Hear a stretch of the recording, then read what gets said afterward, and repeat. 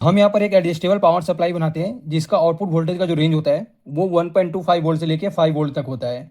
इसके लिए हमने एक LM317 हमने एक रेगुलेटर यूज किया है, जिसका जो पहला पिन जो होता है वो एडजस्टेबल पिन होता है और दूसरा पिन हमारा आउटपुट पिन होता है और तीसरा हमारा इनपुट पिन होता है। इन दो रेजिस्टेंस को यूज करके हम इस रेगुलेटर के आउटपुट वोल्टेज को हम सेट कर सकते हैं। आउटपुट वोल्टेज का जो फॉर्मूला होता है वो होता है V out equal to V reference into 1 plus R2 upon R1, जहाँ पर वी रेफरेंस की जो वैल्यू होती है वो होता है 1.25 वोल्ट और R1 रजिस्टर का जो वैल्यू जो होता है वो LM317 के डेटा शीट में दिया हुआ रहता है 220 ओम।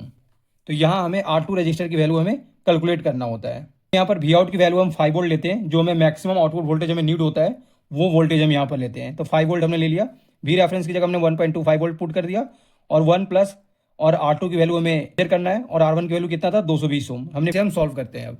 यानी जब हम इस 825 को हम 1.25 से जब हम डिवाइड करते हैं तो जो R2 की जो वैल्यू आता है वो हमारा आता है 660 ओम।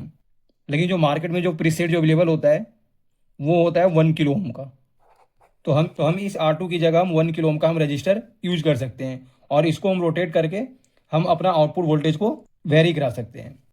अगर हमें आउटपुट वोल्टेज 5 वोल्ट अगर लेना होगा तो हमें इनपुट वोल्टेज 8 वोल्ट से हमें ज़्यादा देना होगा, क्योंकि जो LM317 का जो वोल्टेज ड्रॉप जो होता है वो 3 वोल्ट होता है।